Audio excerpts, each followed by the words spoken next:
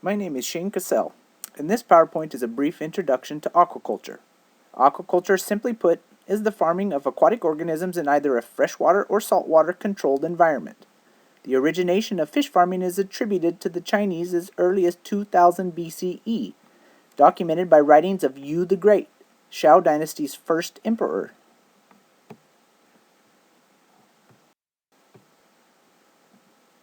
Aquaculture is divided into two main types, saltwater or marine, and freshwater.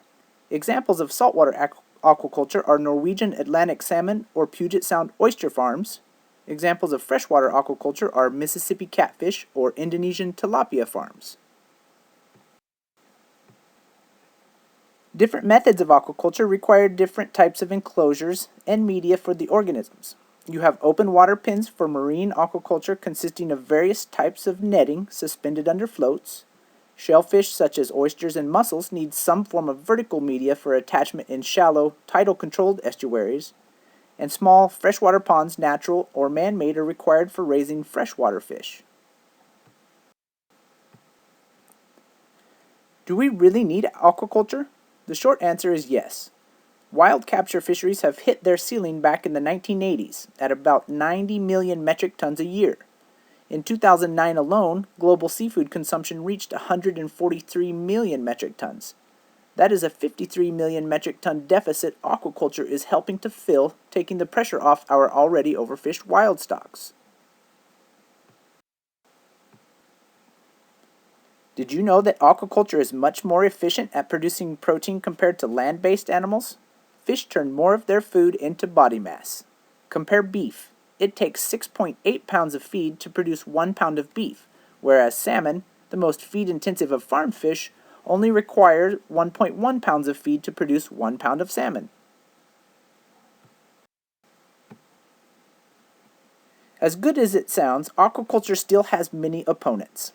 Mismanaged fish farms have negative impacts on the environment. For example, the overexploitation of wild forage fish populations used to produce feed pellets, escapement of farmed organisms are potential invasive species with potential to spread disease, eutrophication of fragile marine ecosystems, and loss of sensitive land types for aquaculture use such as mangroves and wetlands.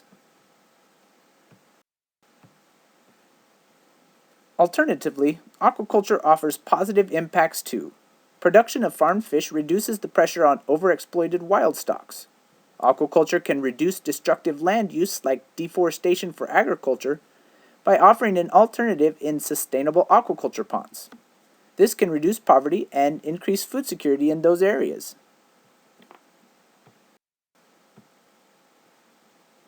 Purchasing sustainable wild-caught seafood is the best option, but farmed seafood from responsible producers is the next best thing. Farmed seafood offers a consistent quality product and can be an environmentally positive choice. Just remember, look for the Aquaculture Stewardship Council or ASC certification. Always say no to genetically modified organisms and request local seafood when possible from your grocery store.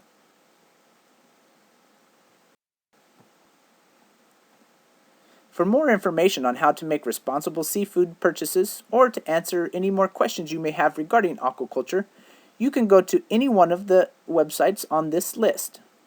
And again, thanks for listening.